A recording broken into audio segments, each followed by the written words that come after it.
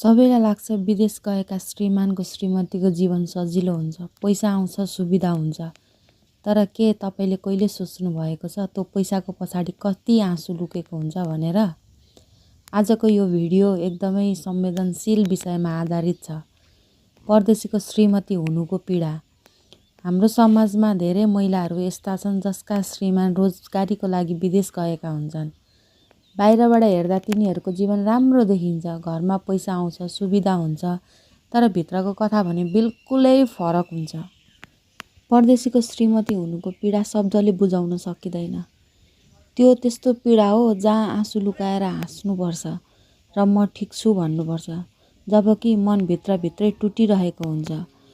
यो यस्तो अवस्था हो जहाँ सानो खुसी पनि अधुरो लाग्छ, किनकि साथमा त्यो मान्छे हुँदैन जसको लागि सबै बाँड्न मन लाग्छ। हरेक चाडबाड, हरेक विशेष दिन केही न केही कमी महसुस हुन्छ। घरमा सबै हुन्छन् तर उहाँ बिना सबै खाली जस्तो लाग्छ। यो पीडा कराउन पनि सकिँदैन, न चुप बस्न पनि गाह्रो हुन्छ, किनकि परदेशीको श्रीमती हुनु भनेको जीवनलाई मुस्कानले ढाकेर भित्रभित्रै सहनु हो। यो कथा हो एक्लोपनको, सम्झनाको, जिम्मेवारीको र कहिलेकाहीँ त सहनै नसक्ने भावनात्मक पीडाको। आज हामी यिनै सबै पक्षलाई गहिराइमा बुझ्ने प्रयास गर्नेछौँ। अब आउनुहोस् बुझौँ परदेशीको श्रीमती हुनु वास्तवमै कस्तो हुन्छ। पहिलो नम्बरमा रहेको छ एक्लोपन। परदेश गएको श्रीमान घरमा श्रीमती एक्लै, रात पर्दा फोनको प्रतीक्षा, म्यासेजको आशा, तर कहिलेकाहीँ सानो बिजी छु भन्ने म्यासेजले पनि मन तोडिदिन्छ। उहाँसँगै भएको सम्झना मात्रै बाँकी हुन्छ तर साथ भन्ने हुँदैन। यो एक्लोपन शब्दले भन्दा पनि गहिरो हुन्छ। 2 नम्बरमा रहेको छ भावनात्मक दूरी। दूरी केवल किलोमिटरको हुँदैन, भावनामा पनि आउँछ।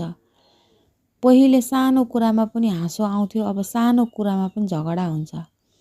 तिमी बदलियौ, तिमीले बुझेनौ, यस्ता शब्दहरू सम्बन्धमा चिसोपन ल्याउन थाल्छ। 3 नम्बरमा रहेको छ समाजको दबाब। श्रीमान विदेशमा छ भने तिमी त मजामा होला नि, यस्तो कुरा सुन्दा बाहिर हाँस्नुपर्छ, तर भित्र भने आँसु बगिरहेको हुन्छ। समाजले कहिल्यै बुझ्दैन कि पैसा भन्दा पनि साथ ठुलो हुन्छ भनेर। 4 नम्बरमा रहेको छ जिम्मेवारीको भार। घरको सबै जिम्मेवारी, बच्चाको हेरचाह, सासू ससुराको सेवा, आर्थिक व्यवस्थापन, घरमा सबै थोक मिलाउनु पर्छ। सबै कुरा एक्लै सम्हाल्नुपर्छ। उहाँ विदेशमा सङ्घर्ष गरिरहनु भएको हुन्छ, यता श्रीमती पनि आफ्नै तरिकाले लडिरहेकी हुन्छन्। 5 नम्बरमा रहेको छ विश्वास र डर। कहिलेकाहीँ मनमा डर आउँछ, कहीँ उहाँ बदलिनु त भएको छैन, उहाँ ठिक हुनुहुन्छ कि हुनुहुन्न।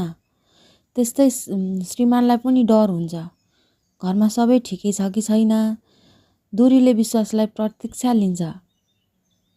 हो यस्तै डरमा नै जिन्दगी जान्छ परदेशीको श्रीमतीको। 6 नम्बरमा रहेको छ सम्झना र प्रतीक्षा।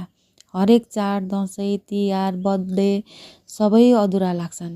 यो पलसँगै बिताउन पाएको भए यही सोचले मन भकानिन्छ। परदेशीको श्रीमती हुनु भनेको हाँसोमा पनि आँसु लुकाउनु हो र ठिक छु भनेर पनि भित्रभित्रै टुट्नु हो। तर सबै कुरा अँध्यारो मात्र हुँदैनन्।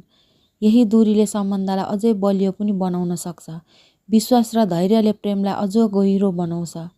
यदि दुवैजनाले बुझ्ने र साथ दिने हो भने दूरीले कहिल्यै माया घटाउँदैन। अन्त्यमा परदेशीको श्रीमती हुनु सजिलो छैन। यो एउटा सङ्घर्ष हो, मनको, समयको र सम्बन्धको। त्यसैले यदि तपाईँको वरिपरि यस्ता कोही महिलाहरू छन् भने उहाँलाई बुझ्ने प्रयास गर्नुपर्छ, किनकि उहाँ केवल पर्खिरहेका हुँदैनन्। यहाँ धेरै महिलाहरू प्रतीक्षामा लडिरहेका हुन्छन्। तपाईँको विचार के छ? परदेशीको श्रीमती हुनु बलियोपन हो कि पीडा?